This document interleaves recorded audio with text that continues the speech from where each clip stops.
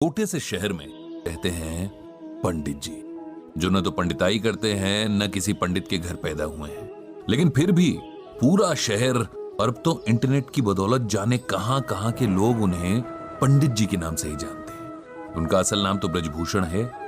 एक सरकारी ऑफिस में जिंदगी भर काम करने के बदले ठीक ठाक पेंशन लेकर रिटायर हुए हैं। घर में सिंपल सी वाइफ है, 2 बेटे हैं जो बड़े शहरों में अच्छे जॉब्स पर हैं।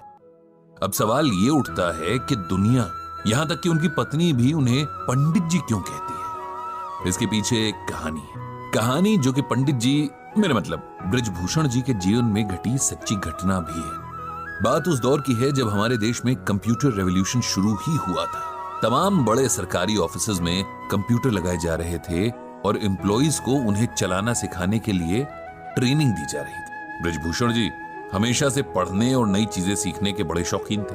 उन्होंने न सिर्फ लिटरेचर बल्कि रिलीजियस किताबें भी बड़े इंटरेस्ट से पढ़ी थी। बल्कि उनकी पत्नी के शब्दों में कहें तो रामायण और गीता तो वो घोट कर पी गए थे। अक्सर घर और ऑफिस की महफिलों में बहुत सुंदर शब्दों में रामचरितमानस की चौपाइयां और गीता के श्लोकों की बड़ी सिंपल और इजी एक्सप्लेनेशन देते थे।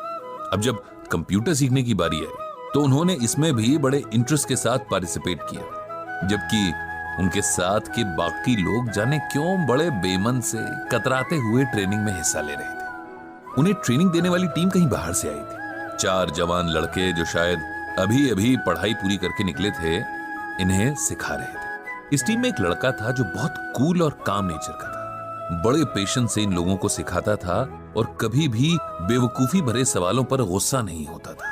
इस लड़के का नाम संदीप था। ब्रजभूषण जी को संदीप बहुत पसंद था। इधर कुछ दिनों से ब्रजभूषण जी देख रहे थे कि संदीप कुछ शांत सा रहने लगा था। उसके चेहरे पर हमेशा रहने वाली मुस्कान जैसे डिम सी पड़ गई थी। अक्सर कहीं खोया सा रहता और एक अजीब सी सैडनेस उसकी आंखों में बनी रहती। अब ब्रजभूषण जी एक्सपीरियंस्ड आदमी थे, जानते थे कि अगर इस एज में डिप्रेशन ने पकड़ लिया तो जिंदगी खराब कर देगा।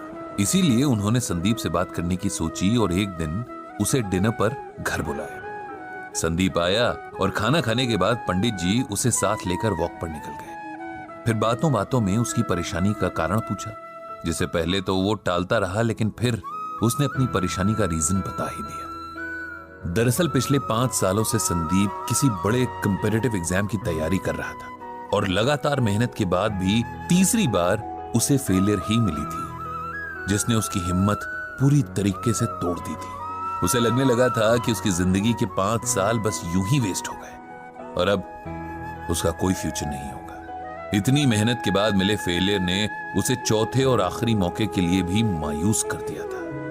वो अब आगे एग्जाम्स की तैयारी नहीं करना चाह रहा था और कहीं ना कहीं अपनी फेलियर के लिए खुद को ही गिल्टी मान रहा था, यानी दोषी ठहरा रहा था कि शायद उसकी मेहनत में ही कहीं कमी रह गई थी। ये सब सुनकर ब्रजभूषण जी ने तुरंत संदीप को श्रीमद् भागवत गीता का ये श्लोक सुनाया। कर्मण्येव अधिकारस्ते मां फलेषु कदाचन मां कर्म फल हेतुर्भुर्मा ते संगोस्त्व कर्मणि। जानते हो संदीप, इसका मतलब क्या है, मीनिंग क्या है? ये श्लोक भगवत गीता के दूसरे चैप्टर का 47वां श्लोक है। जब अर्जुन रणभूमि पर अपने सगे संबंधी, अपने गुरु, भाई और दोस्तों को देखकर युद्ध छोड़ देना चाहते हैं, तब भगवान उसे गीता का उपदेश देते हैं। और गीता का ये श्लोक तो संपूर्ण गीता की समरी जैसा ही है। इसका अर्थ अगर समझ लें तो जीवन की सारी परेशानियां दूर हो जाए। संदीप ने पूछा कि आखिर क्या है इस श्लोक का अर्थ और इसमें ऐसा क्या है जो आप इसे हर परेशानी का सलूशन बता रहे हैं। ब्रजभूषण बोले, इसका अर्थ है कि हे अर्जुन, तेरा अधिकार कर्म करने में है, उसके फल में नहीं। तू कर्म के फल के प्रति आसक्त ना हो या कर्म न करने के प्रति प्रेरित ना हो। सिंपल वर्ड्स में कहें तो हम में से हर कोई कुछ भी करने से पहले उस काम के रिजल्ट के बारे में सोचता है। जैसे बच्चे पढ़ाई शुरू करने से पहले फर्स्ट आने की विश करते हैं। बिजनेसमैन दिन की शुरुआत में ही शाम तक मटेरियल पूरी तरीके से यूज हो जाने की विश करता है। इंजीनियर नक्शा बनाने से पहले ही कोई मास्टरपीस बनाने की ख्वाहिश रखता है। हाउसवाइफ सब्जी काटने से पहले ही सोचती है कि आज का खाना खाकर तो उसका परिवार उसकी तारीफ करेगा। हर कोई अपने हर काम से अच्छे फल की उम्मीद करता है, जबकि हमारे हाथ में सिर्फ और सिर्फ अपना काम करना है। उसका रिजल्ट क्या मिलेगा, कैसा मिलेगा, कैसे मिलेगा, इस पर ना तो हमारा कोई कंट्रोल है और ना ही राइट। ये सुनकर संदीप बोला, अगर हम रिजल्ट की इच्छा ही नहीं रखेंगे तो उस काम के लिए मोटिवेशन क्या रह जाएगा? ऐसे तो हम कोई भी काम बस टाइम पास के लिए ही करेंगे, नहीं? ब्रजभूषण जी बोले, नहीं, इसका यह मतलब नहीं कि हम अपने काम में इंटरेस्ट ना लें या अपने एफर्ट्स में कमी करें। इसका मतलब यह है कि हम ये समझ लें कि हमारे कंट्रोल में सिर्फ हमारा काम है। उदाहरण के लिए, एक बच्चे का काम पूरे साल भर अच्छे से पढ़ाई करना है, लेकिन परीक्षा का रिजल्ट और भी कई बातों पर डिपेंड करता है, जैसे कई बार कॉपी चेक करने वाले के मूड पर भी। ऐसे में यदि नंबर उस बच्चे की एक्सपेक्टेशन से कम आ जाते हैं तो उसे ना तो अपनी एबिलिटी पर शक करना है, न ही आगे मेहनत करने में कोताही करनी है। हमें हर हाल में अपना बेस्ट देना है। उसके बाद क्या होता है ये ईश्वर पर छोड़ देना है। किसान जब खेत में बीज बोता है, रात रात जागकर फसल को पानी देता है, तब वो अपना काम कर रहा है। लेकिन अगर सूखा पड़ जाए या उसकी फसल को कोई बीमारी लग जाए, तब किसान को अपने आप को इसकी वजह नहीं समझना चाहिए, क्योंकि ये बात उसके कंट्रोल में नहीं थी। जीवन में बहुत कुछ ऐसा है जिस पर हमारा कोई वश नहीं है, लेकिन खुद पर और अपने कर्म पर हमारा पूरा वश है। इसीलिए उसमें कमी नहीं रहनी चाहिए। जब हम इस बात को समझ लेंगे तो जीवन की छोटी बड़ी बातों में हौसला नहीं हारेंगे, खुद पर विश्वास रखेंगे और हमेशा अपना सर्वश्रेष्ठ देने के लिए तैयार रहेंगे। ब्रजभूषण जी की बातों ने संदीप पर जादू जैसा असर किया। उसने मन ही मन एक बार फिर पूरा जोर लगाकर परीक्षा की तैयारी करने का फैसला कर लिया था।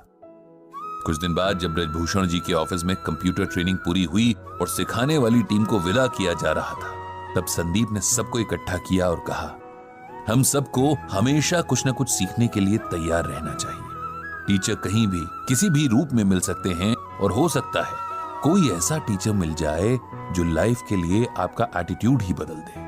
मुझे भी यहाँ एक गुरु मिले जिन्हें जीवन का बहुत एक्सपीरियंस है और इस अनुभव को बांटना भी आता है। ये गुरु हैं ब्रजभूषण जी, जिन्हें मैं आज से पंडित जी कहकर पुकारूंगा, क्योंकि पंडित का अर्थ होता है ज्ञानी, ज्ञान देने वाला। साथ ही गुरु दक्षिणा में मैंने उनके लिए एक ब्लॉग तैयार किया है जिसका नाम रखा है गीता ज्ञान। इस ब्लॉग से पंडित जी गीता के जरिए लोगों को उनकी परेशानियों में राह दिखा सकते हैं, उन्हें उम्मीद देकर नए ढंग से जीना सिखा सकते हैं। इस तरह उस दिन से ब्रजभूषण जी का नाम पंडित जी पड़ गया और उनका गीता ज्ञान ब्लॉग एक जरिया बन गया जहां लोग अपनी परेशानियां पंडित जी को लिखकर गीता के जरिए उनका सलूशन पा सकते।